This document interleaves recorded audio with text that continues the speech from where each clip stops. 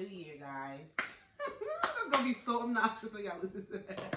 Very obnoxious. And we are here. We're back with our first episode of 2021. Lord have mercy. Alrighty. And this episode is going to be kind of different. Because we're not going to be touching on celebrity hot topics. We're not going to be indulging that. This episode is solely based on us and our musical preference throughout our 31, 29, 28. Oh, 20. You're not. What can we do? 20. Damn, you're not 29 yet? No. Damn. Ain't my fault. It's just never my fault. But yes, this is the music episode, y'all. We are getting in. We are giving our unadulterated opinion on music that has dropped in 2020 and back so. Oh, girl, look, I froze. I'm like, 20. Yeah. I thought you just want to stop there. I'm about to say, oh, no, we're gonna get into what we want to see in 2021. This is not based off of any charts. We don't care about no Billboard, no top 100s. This is our opinion for what moved us for the last 365 days. Well, it's January, what is it, the 4th? 365 plus 4. 369 days. This is our opinion from then. I have a little twists and turns in my answers, but they will all be explained fully. I followed the rules. Followed the rules. Did you? Yeah, no, for real. I did. I like those. Thank you. I cut them. I know. Pop them off. Give me a little fox eye. Wow. Can y'all see it? Let me see. That's kind of nice. So you can make your own, whatever. You sure So can. before we start, I just want to shout out I Am, Sir Future. I was gonna wear my. Me and Tara. Can you see the back? Yeah, you can see that. Yeah, shout out to Jody, DJ Sir Future. I was literally just talking to Tara about it because she had a hoodie on Saturday, and I was like, "Girl, let me tell you about this sweatshirt. First of all, I'm a sweatshirt, hoodie, pants type of person, and I'm starting to be comfortable. And this sweatshirt is comfortable as fucking hell. I told Tara, I'm like, there's no shame, like shame in my game. I said, there's been times where it's like, I'm not even gonna fucking lie, I might have pulled this out the dirty clothes. Listen, sweatshirts get double play, especially when it's good material. I like that he cut the fucking bottom of it. Yeah. Because I hate the fucking certain sweatshirts. I hate the fucking, and it's good material. It doesn't get me overly fucking hot. Like, I feel like the Hanes sweatshirts, some shirts can they get me too hot. But yeah, shout out to Jody. I cannot wait to wear mine. I cannot. I'm planning on doing something with this. You know she is. Okay, Sash. Let's get into the. Wait, are we gonna do our still mood of the week? Yeah. Okay. Well, my song mood of the week is "Back to the Streets" by Saweetie. That is your mood. Saweetie. I love that song. I play it all the goddamn time. This is growth, y'all. This is growth because. And I think because Janae's on it. I think that's why you like it. I think if it was just Sweetie, it wouldn't give you the zhuzh that you. Because Janae, it's a really cute song. I like Janae talks that humble Zen cash shit. I love that. I love it. She's been doing that for years. And now she just sings it. Back to the, like, hell yeah. Like, ooh, make you want to feel sexy. We're going to work on your vocals. That's my fucking mood of the week. It's Back to the Streets. I'm feeling that. And I love that song. I'm surprised that you liked it, but I'm so here for it. Maybe because she's not really rapping. She's more talking with a melodic tone. It's smoother for me. Yeah, because she could be lower. We love you, sweet. Sweetie. But, what is my mood? Oh, I had the song in my head. Stop playing with me. I just played it in the car coming here. I've been listening to it since yesterday. Fucking, Lil Durk and King Von, Still Trapping. Oh, that's my shit. That is my shit. When I love just a gutter ass motivational rap song, and that shit is just fire. And do you know what's really sad? Go ahead, because I know. No, it's sad because I know King Von songs, here and there, but I just think it's really sad after somebody passes away. When you be like, I would have been like a super fan. Yeah. Because I just realized like when a lot of people pass away, it's like, damn, like they was about to be on. Like I really do. I get sad about like Pop Smoke because he was on his fucking way. Now like listening to King Von been on his way. Like it's like, damn, like who said it? Jadakiss said it. Dead rappers get the best press. Yep. You get your flowers when you're dead. Like that's sorry, that's so sad that that's our story. Mm-hmm. Like, Tupac, Biggie. I mean, Tupac was renowned when he was here, but Biggie only got, what, 2 albums in? And that's some of the best rap that hip-hop has ever fucking seen. But that shit I always feel like, the the best, I really do feel, I don't know, it just makes me sad. But that fucking song, go play that shit at an ignorant level in your car. Lil Durk and King Von still trapping, and you're just gonna want to conquer shit. Love me a motivational rap record, and that is my mood of the week. And we are recording on a Monday, so hey, we are starting off. So let's get into it. We're gonna call this the warm up. Get into it. I got some music based questions that we're all gonna that each of us are gonna take turns answering. So we're gonna start with number 1. Name your favorite one-hit wonder song ever. Mine is Trinidad James, All Go Everything. That's a good one. That's a good one. So, okay. So, let me break this down before I answer. One hit wonder. Say they came out with multiple songs, but they that only one had hit was one a wonder. hit. That's a one hit wonder. Because Trinidad James did come out with a song afterwards, I didn't know I that. can't tell you what it is. So, to me, Trinidad James is a one hit wonder. So, Ahmad made me remember I love that song. That I was sitting there song like, was fucking fire. I'm trying to think like what was, he was like, go on with my, I'm like, oh my God, yes, that was our shit. that song that was took my the shit. summer. I remember the pop, what's the shit in the song? Papa Molly, I'm sweating. Woo! That line. And that shit came out in the summer, and it just be hot as fuck. I'll be like, yo, I know what he's talking about. I never popped the Molly, but I be sweating. I be hot. That was So, some way shit. That song was fucking good. That was a good cookout song. Good club song. Remember when, what's his name? Remember it was one spot, it was in Baltimore, Woody had like a little club spot we always used to go to. It was like Mexican. It was like real, it was like, I know what you're talking about. it was like y'all last year, like when y'all had lived in New Jersey. And that's when like that song was popping. Yes. When that song had came out. I That was remember that right when y'all was summer. in Towson. When y'all That was a stayed good with the summer. call. I specifically remember Before that y'all being a good graduated. summer. So my favorite one hit wonder song is, I had 2 songs, but I'm gonna pick right now. I still think it's I Don't Wanna Know by Mario Winans. Oh yeah. See, I can't think. It's hard. This shit was hard. That as soon as I heard this question on another podcast, and I'm like, oh, Mario Winans, I Don't Wanna Know. Then I had to think about it because they were trying to like really break down. So what is a one hit wonder? Because are they technically a one hit wonder if they have more than one song? But if you only have one song that popped, you're a one hit wonder. Because I wonder when your next song gonna be a hit. Because I can't name another Mario Winans song. Nothing on the chart that I know of. Nope. So I'm gonna go with Mario Winans. I Don't Wanna Know. That song. I know Diddy still got that nigga money for that. Gave it to the damn mama. Give them their money. Give they fucking artists their money, Diddy. Give it to them. The Bad Boy had probably the most. Who's worse, Diddy or Birdman when it comes to paying people? Diddy. Because Diddy's been long standing. Diddy, it's we been just long. started to hear about Birdman. At least if you look at the artists they have, they still somewhat have some kind of fucking money. Yeah, They Tyga's still doing do. OnlyFans. Lil Twist, he's still back. Drake Everybody. clearly got his money. Nicki, all of them they're still doing stuff. Well, Lil Wayne was old money, but you know he sold his masters. Whatever. But that's my favorite one hit wonder. I don't wanna know if you play me, keep it on the low. That's a good ass song, y'all. Mario Winans, where are you? We'll find out. Okay, y'all. What is the most offensive song, but you still love it? It's one of my favorite fucking songs. It's offensive, but I'm sorry. It'll be Molly all in her drink. She ain't even know it. That's sorry. That's my song. I'm sorry. The like song is that's my offensive, song. but it was such a good song. We were singing it, not even giving a fuck. And then the Me Too movement is what brought it to attention. Yeah. Like Rick Ross, use a bold one for that shit. Use a bold one for your line, but I mean it is a good song. But a lot of people took offensive to that, and that's an offensive song. It was between that and then the other. What is the other song when is it the same song? But remember when Lil Wayne said something about Emmett Till? Ooh, I don't think it's the same song, but I know that It was either between one, yeah. Because both of those lines specifically, Yeah.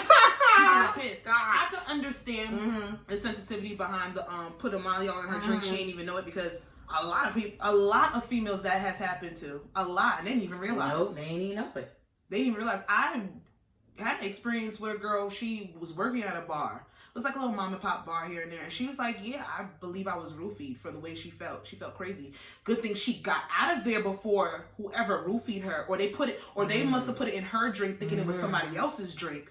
But she was like, yo, I could only imagine. Like, literally, I had no actions on my body. I saw her the next day. She was fucked up, felt crazy. So she could have got taken advantage of crazy. People are desperate, okay? That's people are disgusted and desperate. That's some sick shit, but I didn't even think about that. I went old school. I went DMX. What these bitches want from a nigga? Like, I was listening. I know that's not the fucking title for the song, but just DMX songs on a whole. Oh yeah, can come off very offensive, but I rap them shits with gusto because they're good. I like it. It was gonna be that or Yin Yang Twins. I forgot which one. What did they say that was Whisper offensive? song. It's like that ain't the Whisper see song. My dick. That is not offensive, Sasha. See my dick. No, Yin Yang Twins had some shit, but what these bitches want from a nigga, like DMX. And I mean, listen, if we're gonna just put it out there, any DMX song is probably offensive to some female somewhere, but them shits, you're singing it. You're singing it. So we gonna move on right along. Okay, number 3. What is your proclaimed wedding song? Child. And if you're not having a wedding, your reception song. Your wedding, your reception recap video. I don't know. Something.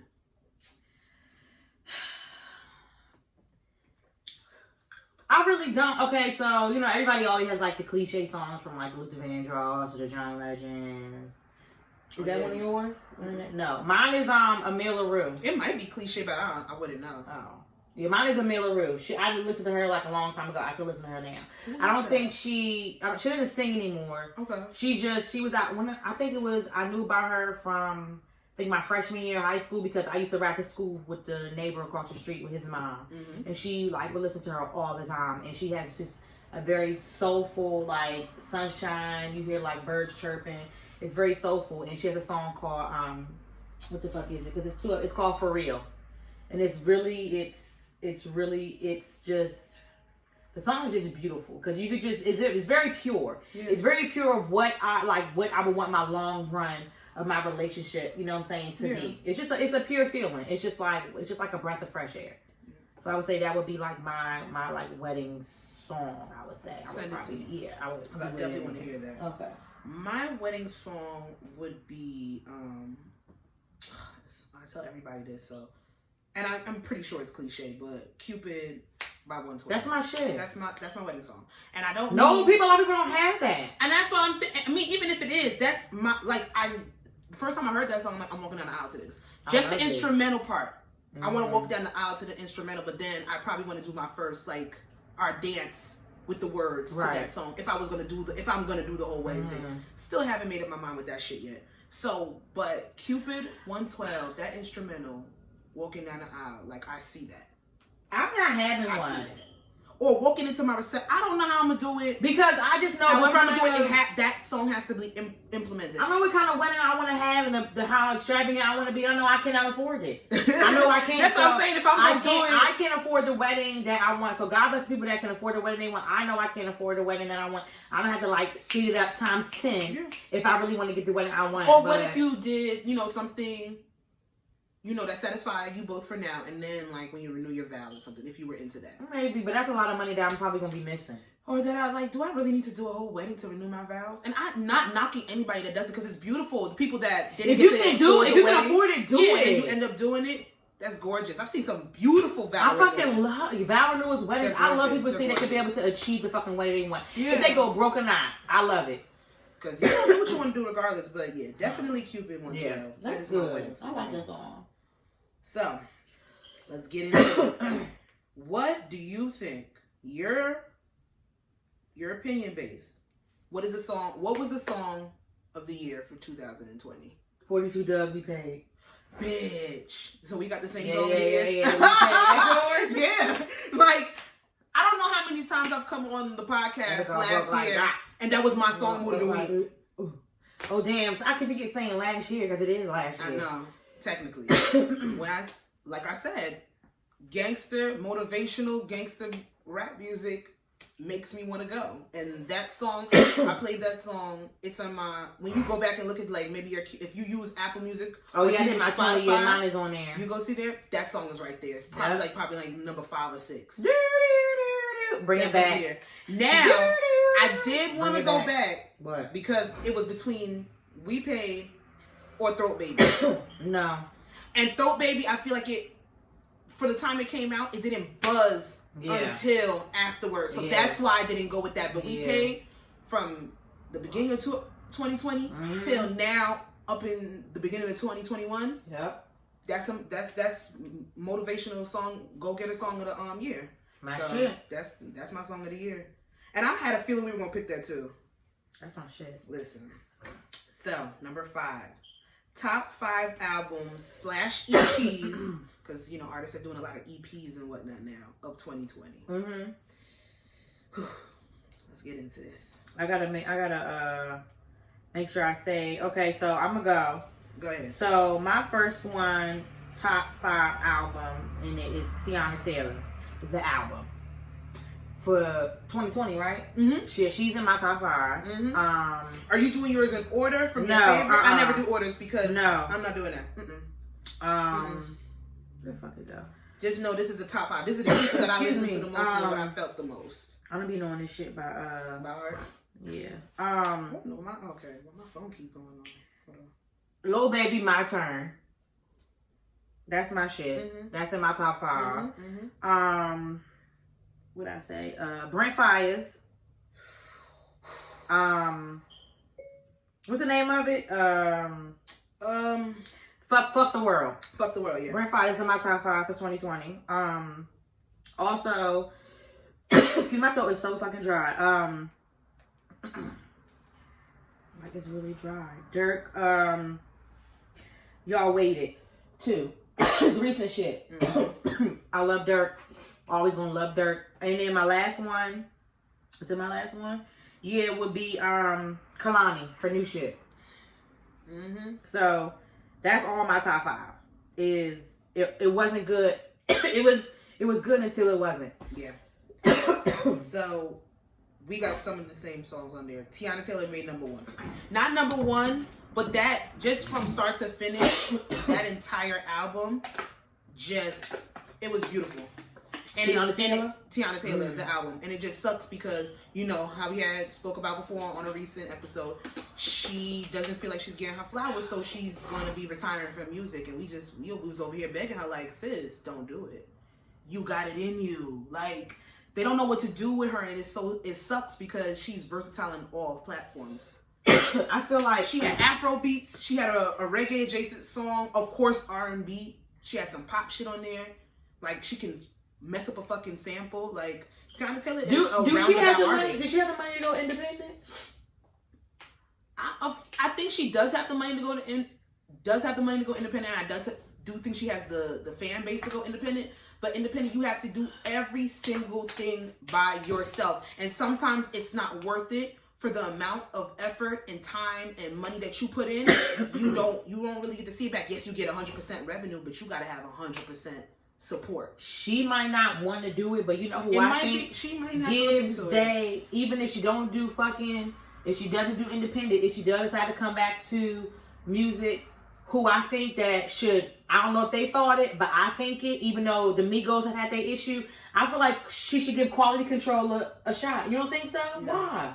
They take up and coming. I think Teyana Taylor's too established for Quality Control. You think Quality so? Control is where you start and where your But she can always do something. She can always do like a business deal where she signs to a record label and I just like Quality Control because they let their artists be who they are. They do, but then they work with a lot of young artists where they let you flourish, and your Quality Control is going to push you out there, put you to the forefront, and really know how to promote you. But then these old labels don't know what the fuck to do with people. But then that's why Teyana Taylor's case is so fucking, it's so fucking unique. But I feel like a Quality Control is for younger artists. more, we're trying to build you. Tiana Taylor's established. Or maybe like a... She needs somebody that's really going to give her reign to do what the fuck maybe she like wants. a lead. I feel like, her. what's it called? I feel like a lead, like a something where maybe like a lead where she could still be in creative control and do what she want to do with somebody that has the money. I don't think she needs a label. I think she needs a Something. distribution deal. Needs some, not even management. Like her mother has that on Smash. Her mother's been managing her for her whole entire career, and we ain't never heard no bullshit with her doing nothing. I just think that Tiana Taylor needs to get her motherfucking flowers, and I think she sat there and she signed with big name people that sat there, and they didn't know.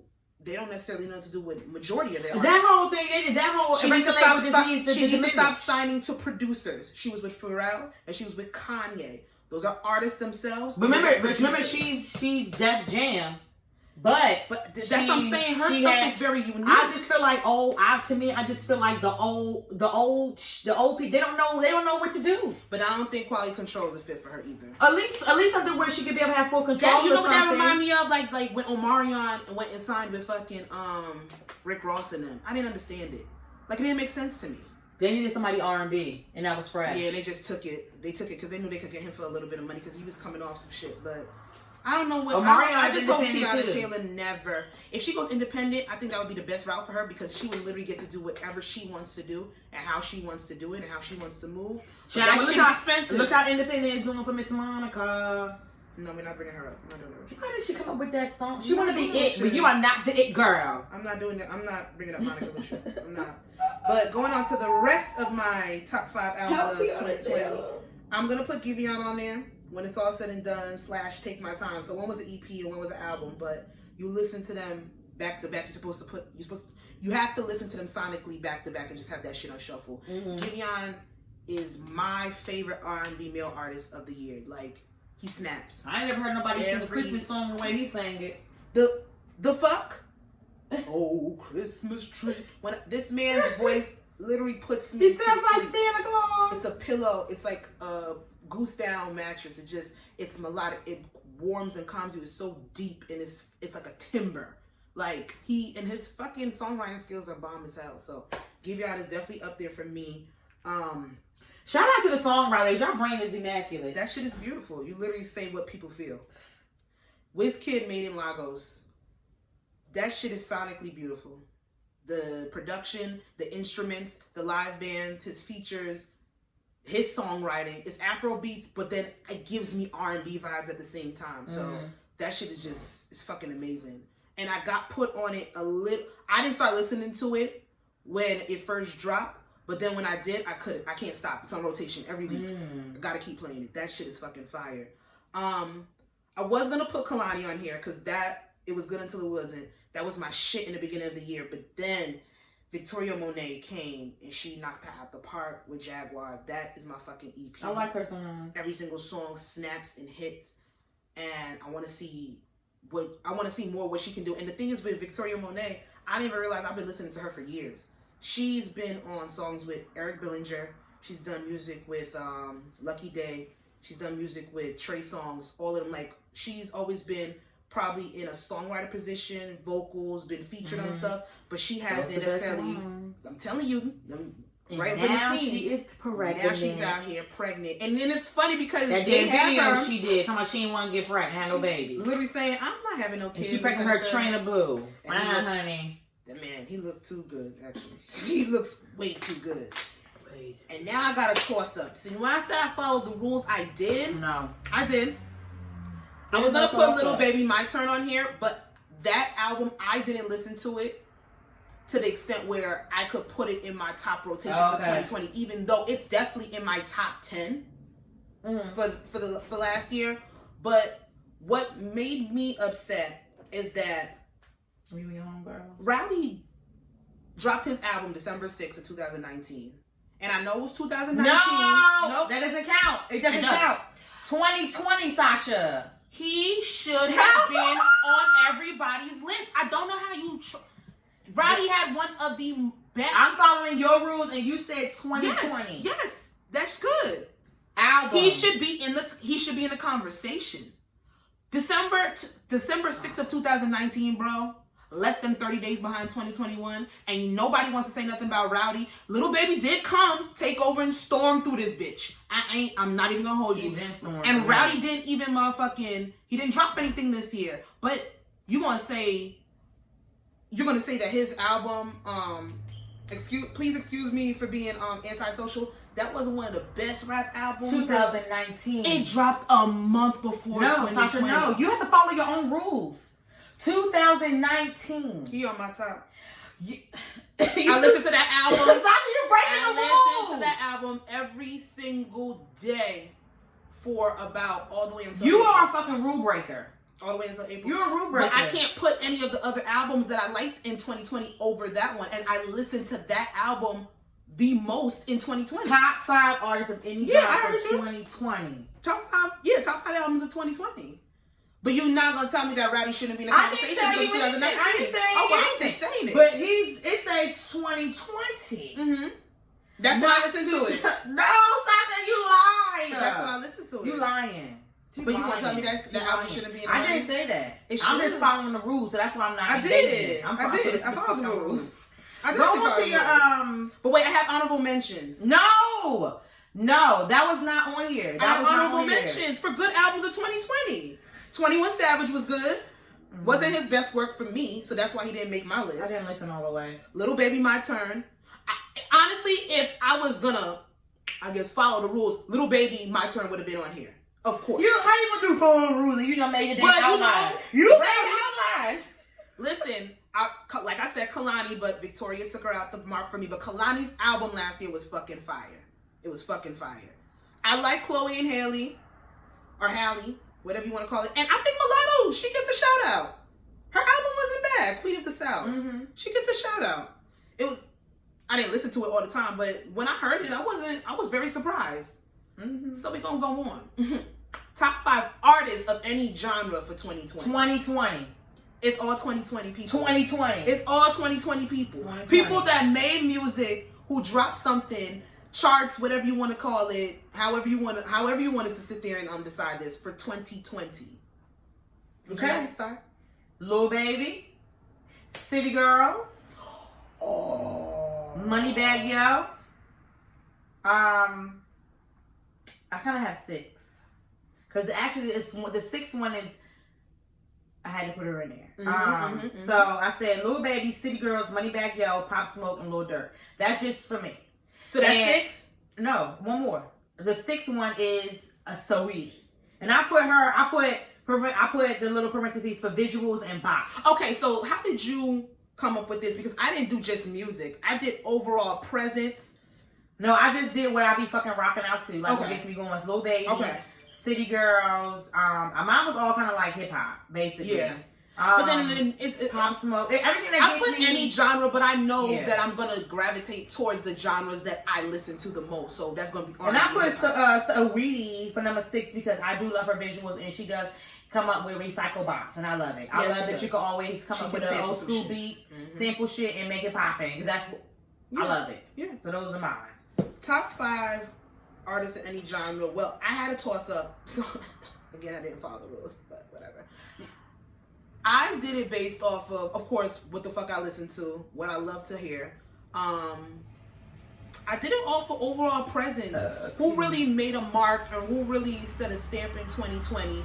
Who was consistent despite all the shit that we had to go through last year? No concerts, no touring for them, this, that, and the third, but still gave us something to talk about when it came to artists. So, of course, number 1, Lil Baby. Remember he gave us that every motherfucking week. That shit was fire. He did it through YouTube or was it on IG? Instagram, I think. Instagram, yeah. No, YouTube, I think. Yeah, it was on YouTube. And I love the little at first I wasn't really rocking with the whole YouTube concerts, but because I love in-person concerts are my thing. But I watched who was it? Chloe and Haley's last concert. That shit was fire. I like the virtual awards that they've been doing. BET did really good jobs with that this year, which I did not expect.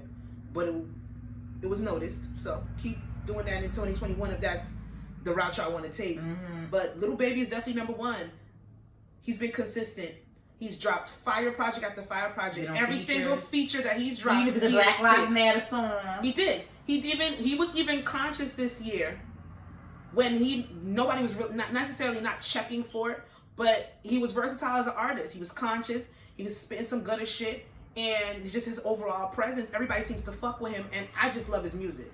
Showing to the occasion. I love his music. Number 2 was, hold on, my damn phone done. Hold on, y'all. Number 2 was Meg Thee Stallion. Her album, she did drop an album this year. I think maybe she did an EP and an album. The album wasn't her best body of work for me, but we can't say Homegirl wasn't working. We can't. Every week, every day, dropping a single. If she was on a feature with somebody, her and the baby, I'm gonna put that out there, they make great songs together. They're a dynamic duo. They need to look into something, maybe give us a little 4-song, 5-song EP. I think my favorite songs on the album probably had the baby on it. And he didn't make my list because I listened to him more last year than I did this year, but he was another person that was very consistent this year. And a lot of people always have him in the conversation when it comes to, and he can rap. Consistency on the blog. And he can rap. All of them do. But we're going to put Meg up there. Plus, like, Homegirl, you had one of the most fire tracks this year with Beyonce. Granted, Savage remix. Oh, yeah. Yeah. Like, TikTok killed it, because that's what social media does. But, girl, you got Beyonce on your track. Like, the fuck? You won 2020, sis. You got that. I put Lil Durk on here because I've come on here and said that I never used to listen to Lil Durk's music, but this year, his overall presence, music that he's dropped, I started to get into him a little bit more, and I'm liking what I'm hearing. From what I first listened to with Durk to now, 2020 going into 2021, his bars have gotten better, his sound has gotten better. You can tell that he worked on his craft, so I appreciate that. Plus consistency and just dropping fire ass shit for us to listen to. Plus, he's my song mood of the week for a reason. So Lil Durk is on my list. I put a toss-up was between City Girls, specifically JT, because that bitch be spitting. She's been spitting. Since JT has come out, she has been on fire. I really think she should kind of save some of that stuff for her solo album, because it's coming. She's not having a solo album. It's gonna come. She's not leaving Carisha. She needs to. Not say, because she writes. Let's be real. JT writes for her and Young Miami. We're gonna put that out there. I'm gonna put that out there allegedly, because I don't want nobody to sue me. But JT, she be spitting. She did. She's a rap girl. I think they could venture off and do solo projects and come back. I mean, it's gonna be all JT's project, but both of the solo albums gonna be JT. But she could do it if she wanted to. I think she needs that crush. She's a little scared. Both of them love what they do, but they don't love it enough to do it solo. I really feel like that's true. I know for a fact. Carisha has said, "Listen, I ain't never wanted to rap." Yeah, she's not gonna do it. And that's how I know JT writes all that shit. But I just feel like it would be a really shock to me if it happens, but I feel like they love it, but they don't love it enough to do it solo. One, because I feel like JT would have to have a lot to spit for her to give us 2 solo They albums. also make up for something else where the songs where they're doing it where JT's spitting and you have Miami being like the sexy dancer one. Where JT lacks, where Miami's the sexy dancing one, and JT is a rapper. You know what I'm saying? It's just certain. Carisha brings the sexy dance moves, and JT brings the rest. Because JT says all the time she only knows how to do one dance, and that's the fucking body roll. Boom. That's it. That's all she knows how to do. So I just feel like that. I feel like they balance each other out. If they do something solo, I would be really shocked if they do. Now, if they do something solo, it'd be they do balance off of each other. Me personally, I would only want to hear JT do something solo. But does she have the charisma to hold it down? No. Like Miami held it down when she was locked up? I don't know. If people get on JT nerves too much. Yeah, she gets too upset. She needs Miami and her people get on her nerves too much. She need Carisha in the background being like, girl, just let it go. Even though she be snapping too. I wouldn't want to. I would like it. I would like for them to keep being like the City Girls. I feel like sometimes people go I want them to gain more confidence in their stage presence because they have great songs. They got shit. Listen, you ain't got to be a dancer. We don't need choreography from y'all unless y'all want to give it to us and it look good. I'm here for it. But focus on that stage presence because y'all both have different levels of sex appeal, and I love that how they complement each other. I like when they do this. Get into I don't give a fuck. I like when they rap like this on the stage. It gets to it, but that's sexy to me. I think that shit is sexy. But you know, it's everybody else that wants to do choreography and all other shit, like management and all them other people. And I don't need you to do label. I don't need my rap bitches to do nobody two-step. They did good. And what was the most recent? The most recent award show when they did the they Kitty did Talk. They did really good. And that's when JT was like, that's all she could do was the body roll. And I was like, she did really good with that. I'm not mad at her. Listen, I'll take a body roll. Because if they are so nice to look at. But it was between City Girls, and for me, I really enjoyed Don Toliver this 2020. His buzz it's just so many people. I just forget about people. His buzz, and I put him before City Girls. I like Jack Sparrow too. Who? The white one.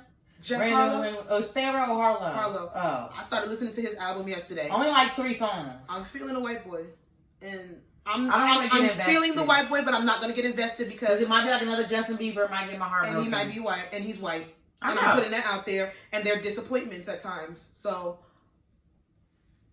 we're gonna see what the white boy does. But he got married, and he did say the N-word a few times when he was younger. Yeah, he was racist when he was younger. Baby days.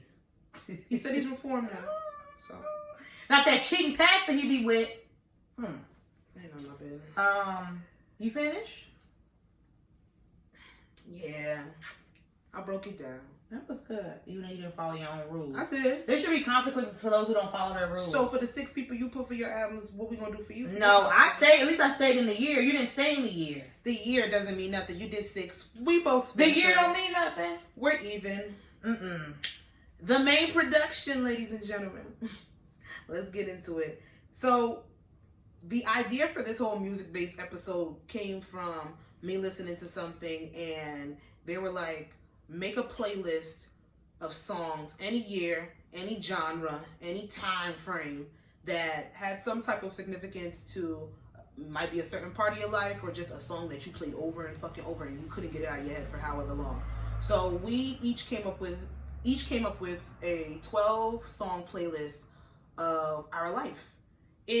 Mine's not necessarily the soundtrack of my life, but it's just songs that had significant points that I can definitely remember a story or related to something that was going on. So we are going to get into that. Pull up my responses. Are we going to go 1, 1, 2, 2, 3, 3, 4, 4? Yeah, let's do it like that. 5. So I don't have anything in order, but I just got to post it up right here.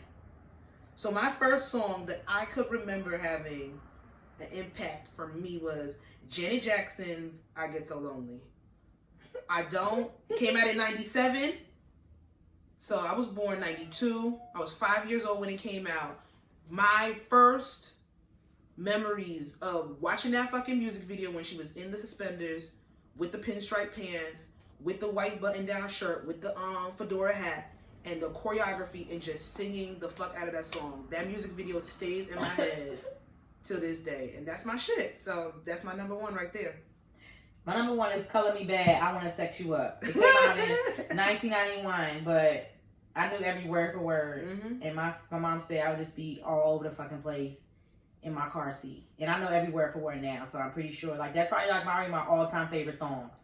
That's in my top 10 is Color Me Bad, Sex You Up. Would you say if you were up for like $1 million and you had to sing a song and say each word for word, you couldn't mess up nothing the lyrics, would that be the song you would pick? Yeah, I Get So Lonely. Yeah. A couple of songs on this playlist I could probably pick, but I'm very confident with that song right there. Yeah, I'm very confident. Very confident. I would get that $1 million.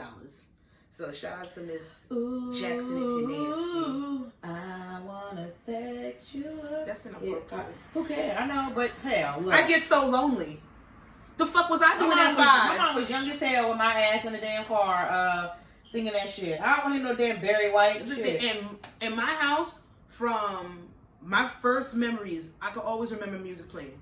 There's always a music. I used to watch the Box, MTV, any music station, any music channel, it was on. Music videos used to be my shit. That's why I get so disappointed that every music video nowadays is just a big ass fucking house party. Y'all just gonna keep having music videos in front of pools. I guess. Ain't nothing like back in the day. I'm so mad we're at that point where, well, back in my day, like, I really catch myself saying that shit like, God damn, but it's the truth. Like, nothing beats hip hop and R&B to me up in the 90s. Starting in the night, like maybe late 80s into like maybe like 2008 is when it started to, the mumble rap started to get introduced. But some songs there I still like. So for number 2 is Brandy's Have You Ever.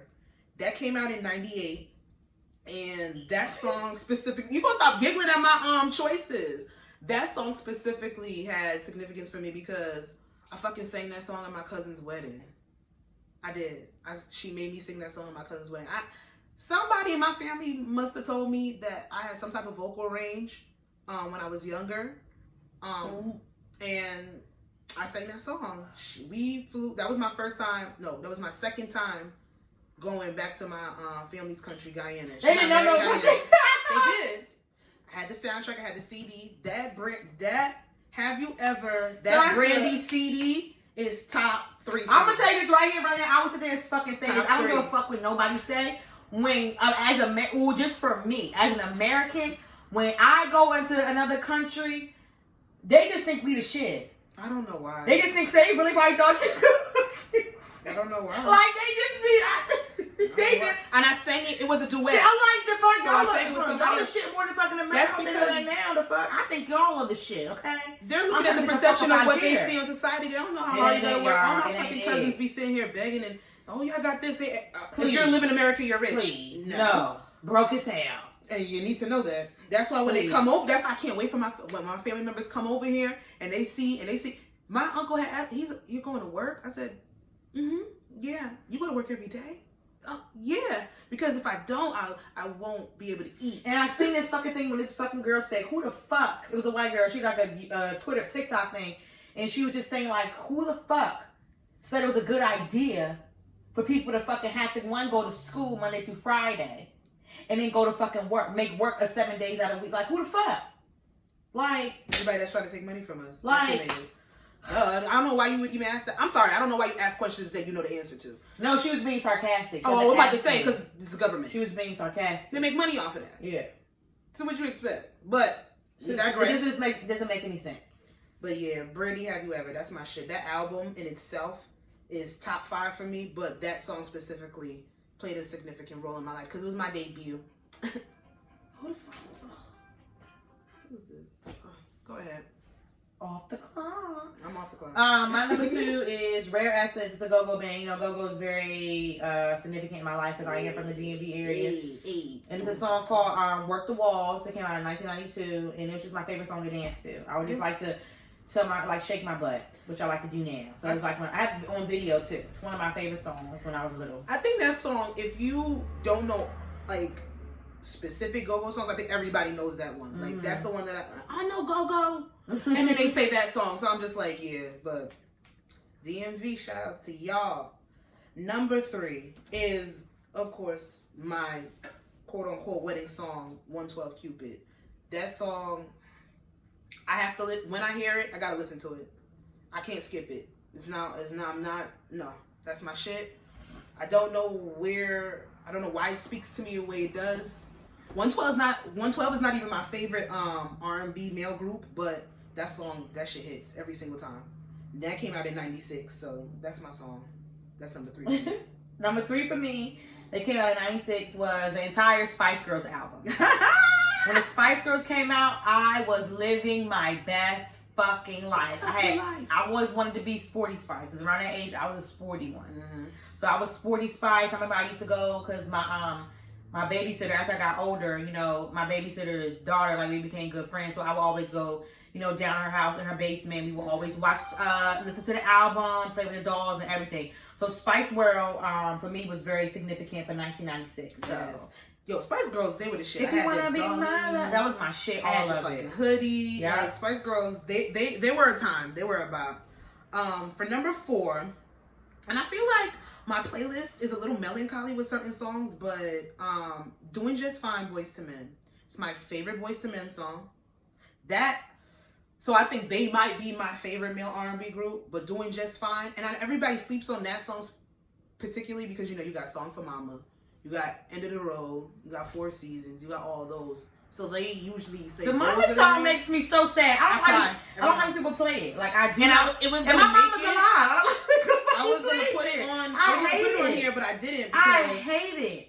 It's sad. You know, songs are just sad. My cousin sang it's sad. My cousin sang that song to my grandmother when it was her 80th birthday, and he couldn't get through it. He said something was in his throat, but he couldn't sing. And I'm just like, he was just nervous. But every time I hear a song, that's not even on my playlist, but that song, it's an honorable mention at this point. Because, Mama? Yeah, Mama, BOYFRENNN, y'all. I don't like, I'm not saying I don't. It's just, yeah, it's so sad. It's sad. It's You're sad. gonna cry. It's sad. It's a tear. Just like that sad, and just like how Diddy's every step, that song, Skip. Those are the number two. I hate them because every time, you know, when someone I like passes, sad songs. I don't like sad songs like that. Like, no, damn. I don't like sad songs. But is that? They're like, what's his name from Half and Half? I'm not doing this with you. Girl, Boyz II Men, doing just fine. Y'all go look that up. I played that one time. I played that song one time. I want to say 38 times in a row. For real? Mm-hmm. I love songs you can play over and over, playing it, and not playing it like from like a little playlist. I was watching the music video 38 times in a row, over and over. Nothing significant. It was on a beach somewhere, but that song, I don't know. It's just certain songs that just stick with you and just hit. That's one of them. So I love it. My number 4 would be, oh baby, baby, how was I supposed I didn't know. to know? Oh, I didn't know where you were going with this. That something wasn't right. That was my shit, okay? Britney Spears. I was a little poppity pop chick back in then. Britney Spears, number 4, Baby One More Time.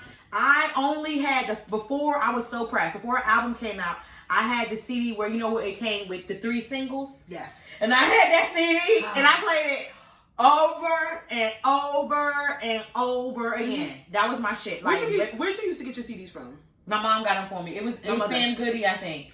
My mom Kmart. always got them. Kmart. I knew my release dates. I would literally. That's the only thing. Like, my mother would always put up a fuss when we went to go get something. But she always was in Kmart. She stayed in Kmart. So if we went to Kmart, that's the number one thing I knew she would buy. Mine was Sam Goody and Best Buy. Yeah. My grandparents stayed in Best Buy for all the CDs Best Buy for and me. Sam Goody. All my CDs came from Kmart or the bootlegger. The good trick, what it is with me, was my mom would always buy me. I would have all the CDs from my mom. She would always buy me edited. But I would go right to my grandparents' house and ask them for the same CD. And they would go right to Best Buy and they'd give me the money. And they'd be like, I would get the expensive version. So, my mother didn't know shit about edited because she got me my first job. My mom was fresh. And it was cussing. She was a young mom. So she knew everything.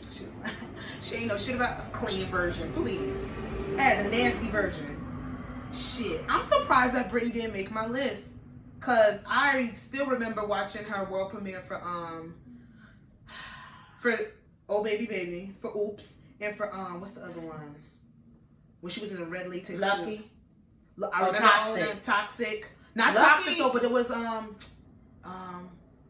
Hit Me? No. Hit Me Baby One. No. Oh, this one. When she was like, oh, this one. Yes, you know what I'm talking about. Yeah. But I watched the ponytail. Yeah. Britney Spears is she's definitely in my, she might be in my top, I don't want to say top, yeah, she's in my top 10. She has to be.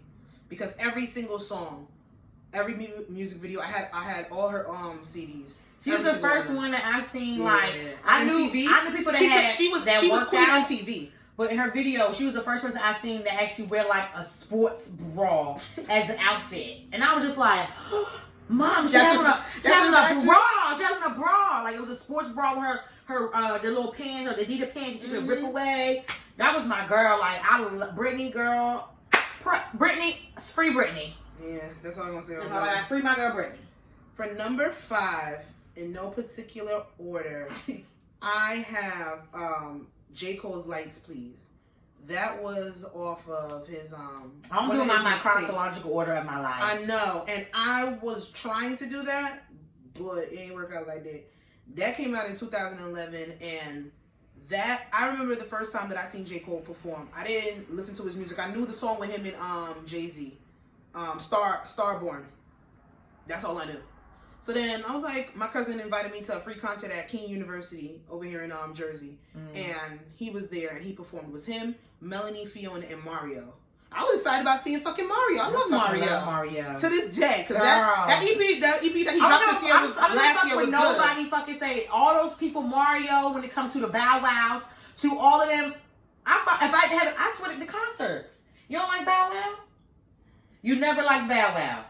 I was obsessed with Bow Wow, but he should be on my list. You would not go if he. But besides that, you went if he performs everything before Fresh as I'm here for Bow Wow. What other songs he has after that?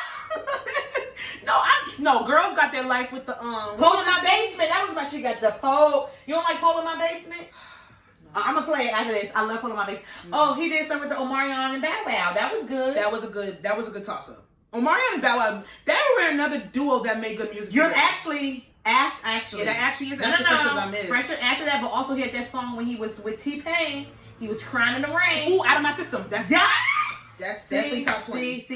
Maybe top 25. Out of My System is a fire fucking song, yo. T-Pain needs to be on my list, and I don't understand why he's on my list. He's on mine. It's very hard for me.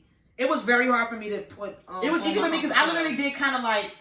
I was trying to do. I was like, oh, I can't do year by year because I'm 31 old as shit. It's only 12 songs. Yeah. So I was trying to do like the ones that I actually remember and I really fuck with. I think I went from like significant times in my life. That's how I had to do it. But if I got my way and really broke this bitch down and did it in chronological order, songs, this, that, and the third, it would definitely be like I would have about 1,000 songs on here. Like, to be honest. Mm-hmm. But J. Cole's Like Please. After I saw him perform that song at Keen, I went and listened to every single thing that he had up to that part, and to this day, he's my favorite rap artist ever. He does a good show. I love him. He's good. I love when him and Big Sean, their concert that was years ago was good. Yeah, beautiful. J. Cole's my favorite rapper. He's my favorite rapper ever. So he's definitely on this list more than once. But Lights Please, that song specifically, that's what was my introduction to him. And I was like, yeah, I fucks with this nigga. Like, there it was. Right there. I love it. My number 5. This is very significant because it was my first talent show. My first dance talent show was in school. It was 2000s. It was Mary Mary Shackles. I love that song. Why is that not on my list? I used to... Because that was my first. It was my first. It was my first talent show. Because I love to dance. And I stopped dancing because my grandmother passed away. Because that was our thing together. So I really don't dance anymore. Mm-hmm. But Shackles was my favorite. Like, that was one of my favorite songs. And that was like my first talent show. Like, actually like dance routine with like a bunch of girls and stuff like that. And then we practice. It was my favorite fucking thing. I didn't like the outfits that she chose for us to fucking wear. Of course not. Like, I'm not sure why I'm dancing to Shackles and blue jeans and a white shirt, but whatever. But that was probably one of my favorite songs in that era. That is fucking crazy because I used to go to church camp. That's the only camp I knew was church camp. I went to camp that was associated with my church, and we definitely performed Shackles. Like, we would have like an end of the camp talent show. And we definitely did Shackles. And I remember the dance a little bit. And shackles off my feet so I can dance. Mine was like this. Take the shackles off my feet so I can dance. I just want to pray. Mary definitely got Play in the House. Mm-hmm. That was a great... Yo, their debut album was amazing. Mm-hmm. That CD was fire. That CD definitely got scratched up. Child, and they went through and when I played my CDs... And high water. You ever watch their show? Mm-hmm. No, I'm just saying. I never watched it, but I always remember seeing clips and... Jesus. See, reality TV make you not even realize the shit that people go through behind the scenes, because they would just come up with them bops and just be melodic and mute, like gospel that make you want to move. And it's at some points I don't even want to know. But you know what I have realized or what about reality show with certain people on the show? Like, when it comes to not like the Love and Hip Hops, not those, but like the Mary Marys and the Braxtons, like the biopic things. I feel like if the reality show didn't happen, some of those things they wouldn't be able to talk about, and I feel like they would be worse off. I feel like it would still be like they got in to a certain extent. TV does give certain people shows a platform to give their story, and that's not necessarily a bad thing.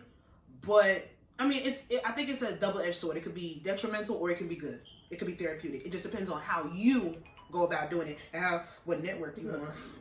what network you want plays a part, because shit, they'll use your ass. All right, number 6. This was Jay-Z's song Cry. Oh yeah, my shit. That was my shit. Song. I was too young to appreciate. I didn't get into rap, hip hop until probably, I want to say, what year was it? I want to say maybe 8th grade for me, maybe 7th or 8th grade. Like, listen to hip hop. You know certain songs, you know certain artists. But for me, when I got my introduction into Jay-Z, his lyrical skill and actually understanding what the fuck niggas was actually talking about in rap songs, Song Cry. That video, that song, I think it's the song I know the most words for him. Don't know it by heart, but I know where I was when I heard it. In my cousin's house in Newark on Sunset Avenue. He played that shit over and over. That fucking album was my shit. And that's what was like, oh, I love hip hop. Like I want to hear niggas spit. That's when I started to listen to lyrical content. And why lyrics started to hit me. So yeah, I saw that to my 20s. That's my shit. That was my shit. It definitely was. It started in 8th grade, and then it got serious when like I started to really get into rap and like forming opinions and listening to the lyrics was maybe like junior year high school. But it started in 8th grade, and it started with Song Cry, and that song I love that song. That was 2001. Yeah, that was 2001. Okay, well mine is my baby boo, Bow Wow. When he was Lil Bow Wow. I feel like all of us at least have one Bow Wow on our list. Was 2000 because it came out at first when he was because it's the Big Mama soundtrack. Ooh, and then I remember that video came out. I remember that. This video came out, and I'm like, who the fuck is this little boy? It's a little boy. And I love it. But then my mom looked it up, and he was like, Jazzy, he older than you. Right when I seen that video is when I fell the fuck in love with this little boy, shorter than me, with cornrows. Yep. And that's when I became pressed. Posters from Word magazine on my wall, from wall to ceiling. My wall looks crazy. My wall looked crazy. Bruh, I wish I had was so mad. I gotta find pictures because it was my first Bow Wow concert. And my grandmother, rest in peace for her, made it her due diligence to get me. I had the white Air Force One. She got them little Bow Wow spray painted on the side.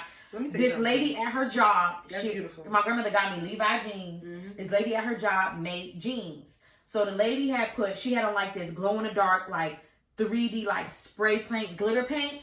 And she had Lil Bow Wow on the side of my pants and with the paw prints glue, like the glow in the dark and everything. When I came home and when she had that shit, I think that was probably probably one of the most favorite memories I had of my grandfather. When I came home for that concert, and she had that shit laid out. Let me tell you something. That's what made because my mama would not buy it for me. No, she would not. She would not get it made. You know, she would not take my mother to take me to a Scream tour. She wouldn't do it because she didn't want to go to concerts because it was too loud. I've never been to a Scream tour. Never, and it's all good. That's why any concert for anybody that I fucks with, I took myself when I got old enough. Because my mother's like, I'm not going to no concert to stand up and watch you scream all the time. Like, I'm not doing that. But yeah, I really don't know how Bow Wow didn't make my list. I was pressed for the concert remember they did the tour, but I didn't want to go no more. I bought my ticket and I sold it. You sold it? I didn't want to go no more. I was planning on going to at one point, but then I was like, I don't know how I'm gonna act. I don't think the nostalgia hit me. I think if I would have just got the ticket and went, I would have not even realized how many fucking songs I remember word for word. Because when I hear them, I start singing them and I don't even realize it. I think now I kind of regret not going. Kind of regret not going. Just for the nostalgia purposes, because it's like, even with like all the verses that were coming up and you listen to old school songs that you really fucking like and all that, all those would have been great in concert form to a certain extent. Certain matchups. I'm not going to see Sean Garrett and and who the fuck was Sean Garrett cursing out and getting drunk and falling asleep on verses? That was in Sean the beginning. Garrett was on there? Yes, it was him and when are we doing producers? It wasn't The Dream. It was wasn't The Dream. The Dream did something? Did he do Scott Storch? Who the fuck did Scott Storch battle?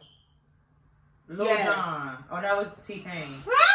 Yeah, they started to get better. So I'm glad for the progression of verses of last year. But yeah, that wouldn't have been bad. But then, song number 7. And I contemplating putting this up here. She's on my sick and shut in list as of last year, so I no longer rock with her as a person. But Trina is on my list.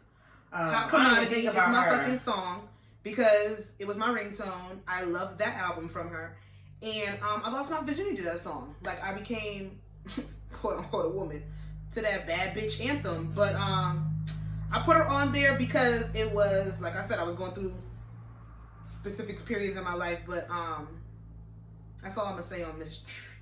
I don't say her name. My number 7 is from 2003. 50 Cent In the Club. That's a good song. That's a good fucking song. That was like my segue, I believe. I think that was my 8th grade into high school. Mm-hmm. I think it might have been 8th grade. And yeah, it was 8th. It had to be. I think it was 8th grade. The last leg of 8th grade when it came out. 50 Cent. I just thought it was. I thought he was attractive. I was always attracted to the boy. Everybody, I think at some point everybody had a. Shani had a crazy. Because I was more so into like the poppy boys, like the Bow Wows. You know what I'm saying? Like the poppy looking boys. But then here come this thuggish ruckish bone, and I'm like, who the fuck? 50 Cent always was a very diesel type of man's man. And I just thought it was like. I see the appeal. And also the appeal that he was like able to survive those 9 bullets. That gangster like, story make you. Like make you feel things. Like wow. Yeah, but that was my shit In the Club. That was In the Club was a great song. That was my shit. And it still goes too In the Club. It does. You hear that, you're gonna dance. That shit anybody's birthday still. I shit. Mm-hmm. I have a birthday playlist. That's definitely on there. It's definitely on there. It's gotta be. For number 8, Lil Wayne, Let the Beat Build. I forget shit. what card that one. I forgot about all these damn people. Whatever. Lil Wayne, at one point was my favorite rapper ever. Next to Jay-Z was Lil Wayne, right there. Like once I started to discover rap, it was Lil Wayne's Fireman.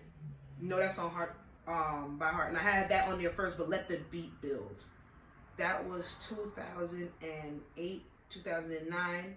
My homegirl had her brother's G35, and we used to skip school and drive around and listen to that fucking song at ignorant levels, like word for word. Let the Beat Build. That, all those Carters, Lil Wayne, all his mixtapes, One Night Only, that fucking song, any Lil Wayne song, nobody can say shit about Lil Wayne to me. That was my favorite fucking rapper. When he said when he says he is the best rapper alive, that was my sentiment. No one could say anything. All the fucking no ceilings, anything with him and DJ Drama, Lil Wayne was my nigga. Like, to this day, he's always gonna be in my repertoire. Like, for one of my top favorite rap artists, he's there. I don't rock with his new shit. I haven't been a fan for a while, even though I did like him on the Jack Harlow song. Yeah, I love that feature. He did his thing there. But Lil Wayne hasn't done it for me in a while. But the nostalgia of him and what he did for me with loving hip hop, wordplay, lyrics, and lyricism. Loving hip hop? No. Loving wordplay, lyricisms, and all that. You say loving hip hop. I ain't saying girl, you was a motherfucking lie.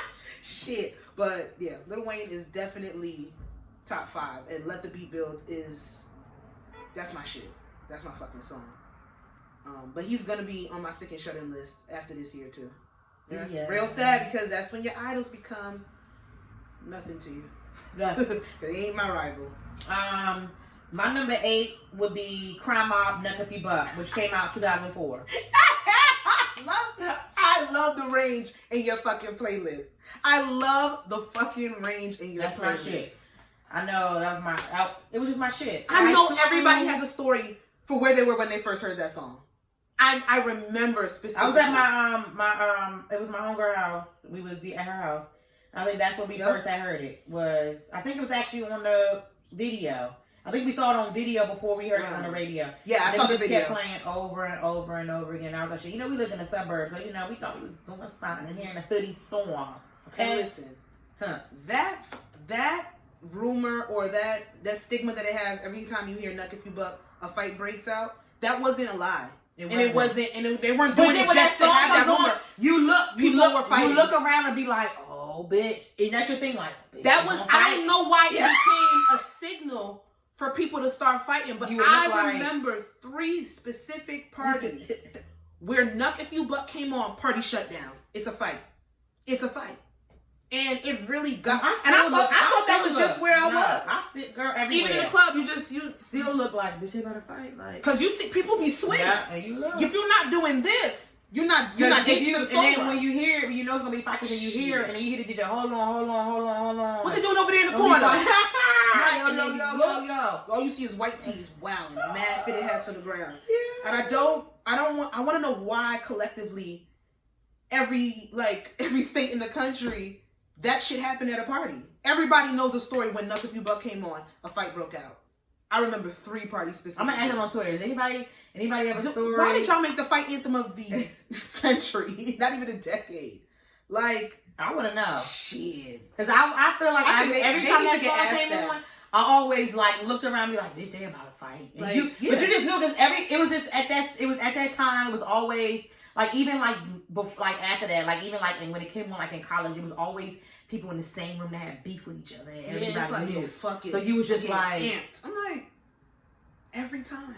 Yeah, we not getting fucking They really lived up to that that stigma that they put on that. Yeah. They really lived up to that shit.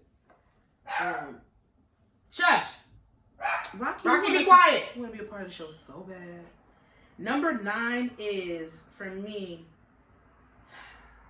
so I'm glad you did the Spice Girls. You said the whole album. You didn't pick a song. Because I was like, damn, I kind of broke the rules again. It's J. Cole's mixtape, Friday Night Lights. I can never pick one song on there. I played it doing my makeup before I came over here. What's that album cover look like? It's him sitting down. It's all blue. It's blue and black. On top of the house? No, that's Forest Hill Drive. Oh. He has a basketball and it's Friday Night Lights. It's a mixtape, so you're not gonna get it on Apple Music. You gotta go looking for it on YouTube. That's how I had to play it. Like? Or if you got like that pin for. Who's the one? Who's the one with the? Friday Night Lights. Is it a little boy that has the thing? It's him. So who album got like the little? Hold on. It's a blue album and it got it's like black and blue. J. Cole Friday Night Lights. I remember the Black Friday when that shit dropped, and me and my sister played that mixtape 3 months straight. It was the only thing that played in the house. I do not remember. I listened to nothing else. It was significant because you know what? Yeah. I know this one. This is the one I know. That's where like this is the one I know. This is the one I know. Yeah, you gonna know that's not on this one. This one is after. This was right before. He's fine. He's fine. But J. Cole, honey. That Black Friday, when Friday Night Lights dropped, like I said, 3 months straight, only thing that played in the house. I know every single song.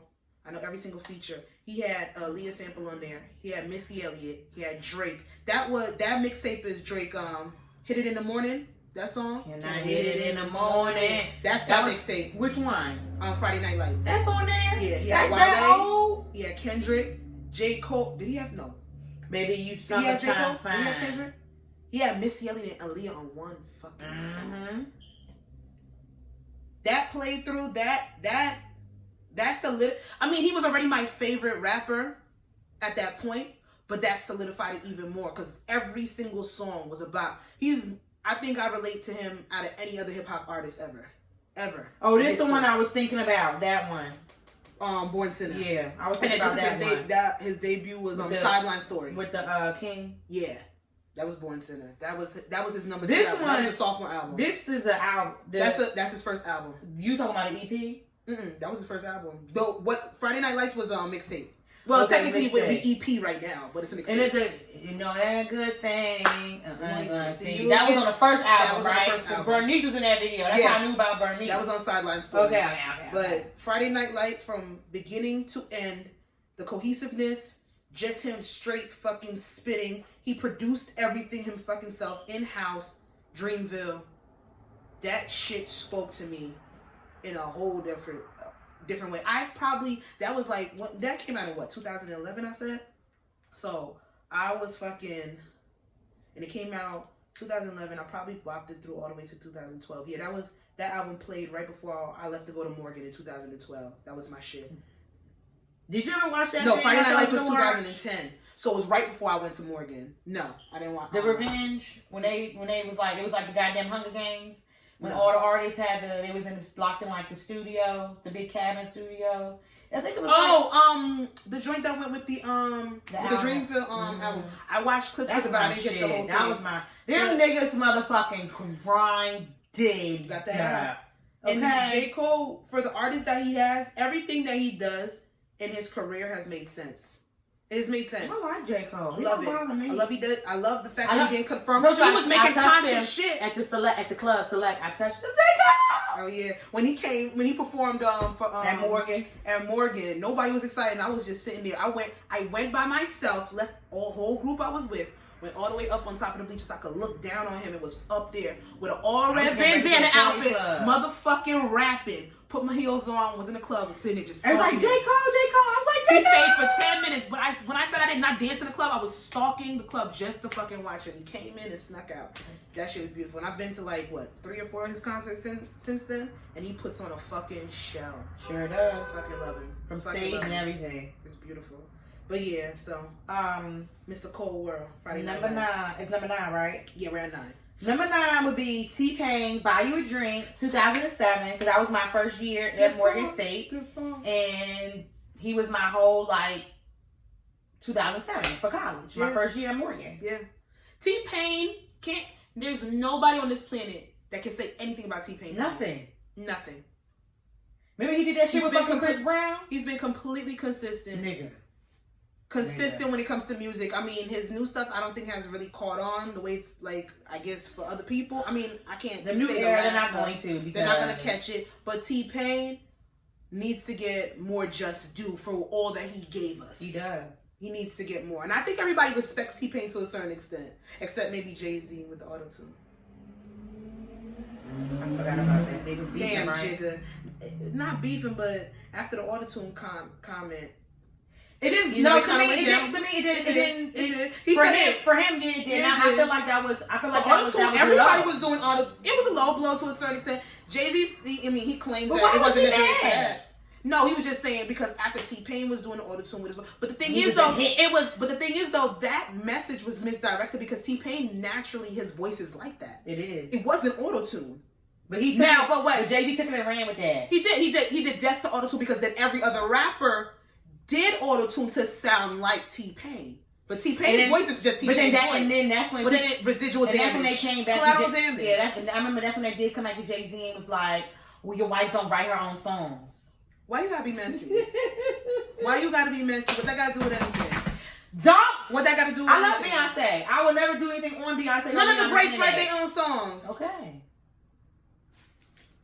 Why did you have to do that? I still feel like Solange sounds better than Beyonce. No, she doesn't. Okay. That's my opinion. I like Solange's voice. I love Solange's voice. I love Solange's voice. I love Solange's music. I love Solange's voice. But she don't have better vocal range than Beyonce. I didn't say vocal range. Well, that's what you're talking about. Voice. Sound better. I said voice. Anyhow. I said voice. Anyhow. And let's be real. T-Pain have to crawl so Future could I would love to hear Solange sing the whole Lemonade album. I would love it. I would love it. You think Beyonce could sing Anyway, go ahead. I don't know why the fuck you have to do that. Number 10 is Toni Braxton, Just Be a Man About It. She dropped that after the Y2K 2000. And Miss Toni, there's a lot of Toni Braxton songs that will be on my lifetime Man playlist. Enough for me, but it's not on here. It's not. That's a fucking bop too. And I think that was when I first was like, I fucking love her. But her voice. And let me tell you something. When I remember that video, that goddamn Tamar has been Tamar from day fucking one. She was in that goddamn video. I said, look at motherfucking Tamar. This bitch ain't never girl. Her presence has always been felt. Some way, shape, or form. Tamar has played a part when it comes to. But I didn't realize until I knew who Tamar was. So the reality TV show. Listen, I didn't know Toni Braxton had all them damn sisters. Neither did I. I didn't know all of them could sing. I didn't know. I only thought it was Toni Braxton. I did not know nothing about the Braxtons. I didn't know anything about the Braxtons, and now they're a whole shit show. Crazy. Yeah. But anyway, Toni Braxton, Just Be a Man About It. She sat there, had Dr. Dre acting a goddamn fool on that song. But that shit, I know that's another song. If they were gonna give me $1 million and I have to recite something word for word, that song's coming up. Yeah, it's definitely a top 2. Definitely know what to do with that's number 10? That's number 10. My number 10 is Itty Bitty Piggy. Beam Me Up Scotty, she's gonna be on there because once again she played a very significant part. Fucking dope. You took. I like in my this. college. Yes. In my college role, like that's how me and like some people bonded over Nicki Minaj. Like that was my shit. College parties. Nicki Minaj, you set that shit off. I was on the plane with Dwayne. Like you set it off, and you when that song. Yes. Even now. I'm trying to think. Could I recite that? No, I could recite that word for word, but I might fuck it up.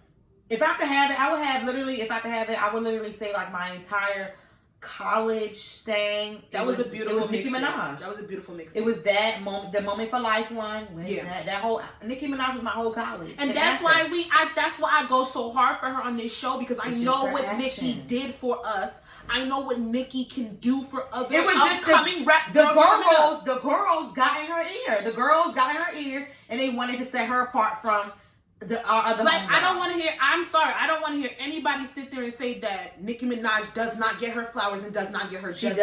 And she keeps constantly fighting for that. And I'm like, who has ever said that Nicki Minaj is not top motherfucking 10? Nobody. She's has top never tier. said that. The boys have said it. Rap niggas. I understand you probably had to work a little bit harder than these rap niggas because of course they don't give women nothing. We have to work 10 times harder, especially a black woman.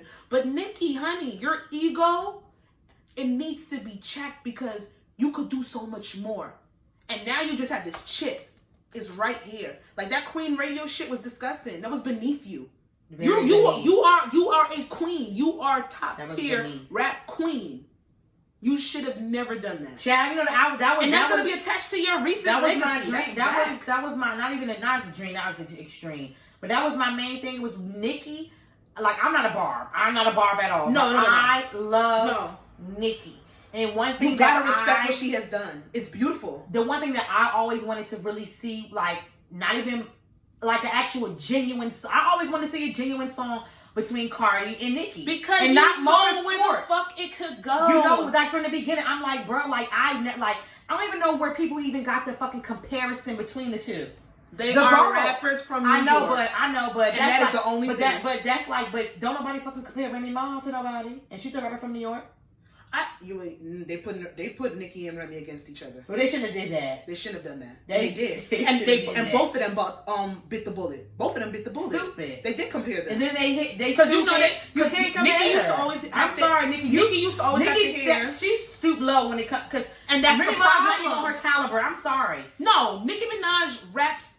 Nicki Minaj is a better overall rapper to Remy Ma. Don't get it twisted. I love Conceited. That was Conceited. That was another song that I can rap from beginning to top to bottom. And I do that. Yeah, those two songs, Remy Ma's verses, they the shit. She spit. All the Way Up is not a bad song. I can't. I probably could rap it. If I hear it, I could rap it. But Conceited. Once again, but y'all let society not even that. She could have been better, but when you stick with certain people, Fat Joe, you're not gonna go nowhere. Who? Remy has done great in her career. No, I'm saying I feel like she could have. She went to jail for 10 years. But that's why. But then you also wasn't watching hip hop after when she came out. No, it was. It wasn't Fat Joe. Why wasn't it? She went to jail for 10 years and nobody's checking for Remy Ma. But then she came out. But then she came out and then it was talking about Fat Joe. It was hell bad. I'm surprised that she got all the motherfucking praise coming because the girls were waiting. Remy Ma was supposed to be next up. You weren't, but she was supposed to be next up. Yes, she was. That is why when she came home, that's why when she came home and everybody put in Nicki's ear, oh, Remy's coming home, your throne is about to be snatched. Nicki does what she does. Her ego gets inflated. She gets nervous when somebody's supposedly taking her title and she jumped and she bit the bullet and got demolished in that fucking rap beef. Why did they do that? It's so easy to get under Nicki's skin, and that's the problem. You're a queen. You are the queen. You fucking worked with Beyonce and made two bad. Well, she fucked up beefing with Lil' Kim. No, she didn't pay homage to Lil' Kim, and the girls got over that. I'm sorry. Nicki Minaj should have paid homage to Lil' Kim. She still could if she wanted to, but she's not going to because once again, ego. But Nicki Minaj's ego is inflated. Lil' Kim wanted her to, or Lil' Kim didn't care? No, she wanted her to. She said that girl stole my style. Lil' Kim made 3 diss tracks towards Nicki Minaj that were all trash, of course. Because at that point, Lil' Kim wasn't even talked about. She went to jail too. You think after she went to jail, her shit went down south? No, Lil' Kim started to go down south before she went to jail. Lighters Up was after or before jail? Before.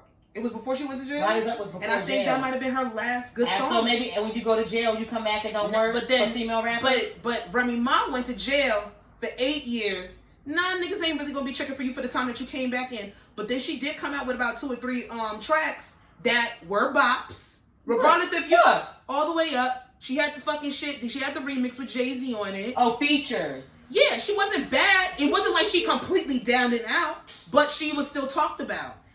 And when it comes down to it, nobody was checking for Remy Ma. But did she have to keep doing songs with Fat Joe? Did she have to? That is the nigga that put her on. What do you expect? Nicki Minaj still makes songs with Lil Wayne. Not in a long It's been 10. I mean, they haven't made a song together in a long time, but Nicki Minaj was on a song with Lil Wayne all the time. Oh, thank God Ashanti did all her songs with Ja Rule. But those was about... Ja Rule fell off.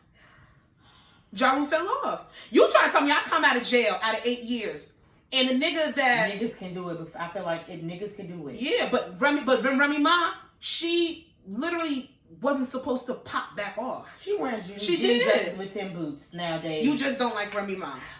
Because it ain't got nothing to do with the music. I don't like, it's not that I like Remy Ma. Like Remy Ma. I like Remy Ma. I just fucking hate when I see somebody that's talented and they keep fucking, they just hanging them. I know it's probably not on purpose, but it's just people that hold you back. And I personally feel like Terrorist Squad holds Remy Ma back. But Remy Ma Remy Ma has a fucking top top single in the last couple of years because she hooked back up with Fat Joe. What was it? The All the Way Up. It's a feature. It's not a feature. It's her song. No, Fat Joe's on it. Is he not featured in the song? I meant not with nobody on it. I'm saying. Well, that's what I'm saying. That's she wasn't checked for. But if he didn't put her on, was she on Conceited by herself? Conceited is her song. Yeah, I feel like Remy Ma she can have I feel like she can have good solo songs. I just feel like every time I'm like. I mean, she did drop a whole album. Did you listen to it? No. So then, how you think she got good solo songs? You didn't listen to the album. I'm saying I feel like Conceited. I feel like she can. She's a fan favorite. She has her fans. If Remy Ma did not come out of jail and hook back up with Fat Joe, we definitely wouldn't be talking about it. Ugh, get rid of Fat Joe. Fat Joe still makes songs that y'all like. They do? The shit with Chris Brown. You're not gonna say you didn't like that song. What song was that? Won't you be holding back your love? That shit. I'm not saying Fat Joe is anybody's checking for him, but we're not gonna sit there and put that Fat Joe's the reason why Remy Ma ain't pop. I think if Remy Ma comes out of jail out of 8 years and did not hook back up with Fat Joe, she would not have been spoken about at all. Well, I just don't want her to keep back and making songs with him. That's it. When's the last time she made a song? All the way up. And that was with Fat Joe though. It went #1. It was on the charts for that long. I don't she know. made money off that. I just feel like that's, I don't know. Maybe that's her only thing. Maybe I don't know. Maybe they fit. I don't know. I don't know. To a certain extent for somebody. But I know Nicki Minaj needs to know that you are a queen and you don't have to do the antics that you do. You are the rap queen. I'm gonna say Nicki Minaj is the best. Well, she shouldn't have time now because Papa Bear's here. I'm not doing this. So she shouldn't have time. The baby's very cute though. He's gorgeous. Looks like a game daddy. I ain't doing this. Do number 11. We on number 11, right? Free Remy Ma. Cause she deserves. She been out from that long. Yo, number 11 is Beyonce's Rocket. My number 11 is Beyonce. Beyonce's Rocket, because who's not gonna put Beyonce on it? I was gonna put that because remember not Crazy in Love. What's that damn Drunk in Love? Came out for that one New Year's. Remember that fucking hectic ass New Year we had when I came to New York and we had all met at the club? That was oh yeah, what is that? Yeah, when Drunk she dropped it in 2012. Drunk in Love. No, was it? I'm bugging. It was never no 2012. She dropped that shit in 2000. Yeah, it was 14, 15. And she dropped it that day. That's all the clubs played was her album. I'm bugging. It's right here, 2013 Rocket. That was so when Beyonce stopped the world and dropped Stop the World self-titled and solidified herself as the queen of everything. And changed my mind because I'm contrary to y'all belief. I wasn't a Beyonce necessary. Oh damn! You know I forgot to put on this fucking list, and I'm gonna kick myself. Solange. You know, I forgot to put Destiny's Child. Oh, yeah, because I was a Destiny's Child fanatic, but Beyonce was always, you know, she was there. She was a leader of the group, but Beyonce did self-titled, and I heard Rocket, and I fell in love. You didn't like when she came out with Crazy in Love? Wasn't my favorite. My favorite Beyonce album to date is 4. That's my favorite Beyonce album. But self-titled, solidified. I have to give this woman her just due. She is the best. Yep. She is the greatest at what she does. That was what it is what it is. Bandwagon or not, I don't care about none of that. You have to give people. That's when she had the blow, right? Yes. Dropped the motherfucking album and all the videos. Nobody knew. She set a trend. Video for every single song. That was the first. I was on my thing since Michael Jackson. Yeah, and that's why she's up there in that regard as being the greatest performer, greatest visual content, all that. So Beyonce's Rocket. I listened to that song, and shout outs to Miguel because he was the writer for that song. That song slaps. Everything that she's saying, and I feel like Rocket was a little bit before its time, and that's why it doesn't get the favorite for that album specifically, because you can't compete with all the shit that was on there. Let me sit this back. Ask. Edit it says back. I know, and I'm so mad I can only get the edited one on my phone. But however, that fucking song, that shit's beautiful. It's beautiful in all aspects. I love Beyonce. It's just beautiful. I'm not the Beehive, but I love Beyonce. Not Beehive, but it's beautiful. I'm not the Beehive a little bit. I love when they get people together. I love it. I like the Beehive. Not the bars. Ooh. Thank God for that. I gotta bleep that out. My number 11 would be Beyonce, Don't Hurt Yourself, 2016. And I would say that's simply because that's when I was probably in one of the worst situations, bad relationships. I feel like that gave me my good get back. Was that song? That's motivational. Who the fuck do you think I am? That's motivational lyrics right there. Like, that was my shit. Lemonade. Lemonade was my shit. I remember Lemonade came out, I was supposed to be going into the bar, but I held people up. They was already drinking and shit. And I was literally in my car was it HBO, I think, watching the premiere of Lemonade. And I stayed in that car and I watched it. Who could have a whole visual concert and drop a visual sonic album and just have us all enthralled and every song slaps? She had a country song on there. The bitch had me, like, stop playing with me. Beyonce, she all up and down this list, but she definitely makes top 10. Like, come on, it's Beyonce. Or top 11 for us. And we are here for number 12. You gonna laugh at my 12, but I know why it's on here. Bitch. I want you to go first. No, you go first. Nope, go. We're going in order. Go ahead. You go. Number 12. Yo. Go ahead. Mine is Shake the Room. Ooh, that's a bop. That's a bop. And ooh, Quavo and Pop Smoke is Shake the Room. That's a bop. That's a bop. That's a bop. I think that might be I know Quavo's on it, but that might be my favorite pop. One of my favorite pop songs. Of course, Dior. Dior is my shit. But I like What You Know About Us. I hate that song. This is a TikTok. What you know about us. Whatever the fuck they say me doing, I fucking hate it. I hate TikTok. I love it, girl. Not lying. I like Corvette. The dance. I like the dances. Not doing it. But my number 12 is Ray J's One Wish. And let me tell you why. Amar said that when I asked about the one hit. I said, Ray J no one hit. Oh, wait a minute. Let me talk. I hit it first. Give Ray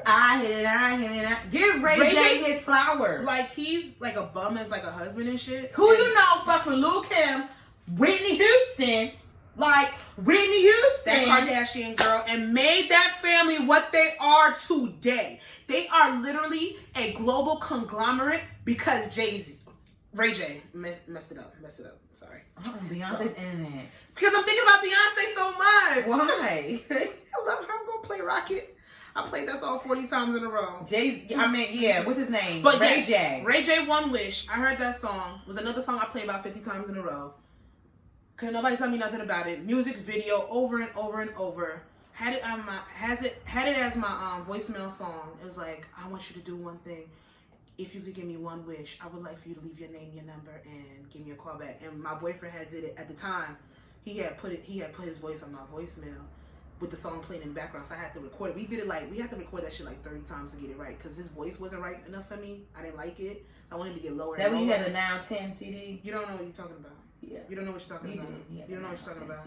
But Ray J One Wish, That's significant. That every time I put my top 10 for R&B songs, that's always in there. It's never going anywhere. That song, it speaks to me. I don't know why. I don't know why I was so in love with it then. I'm still in love with it now, but I had to put that on there. It had to be in my 12. And there's a lot of other songs I could have put, but nobody's not putting. I'm never not putting Ray J on the top 10. I love Ray J. I love his songs that spoke to me. That Wait a Minute was my shit too. Oh, wait a minute. That song was before its time.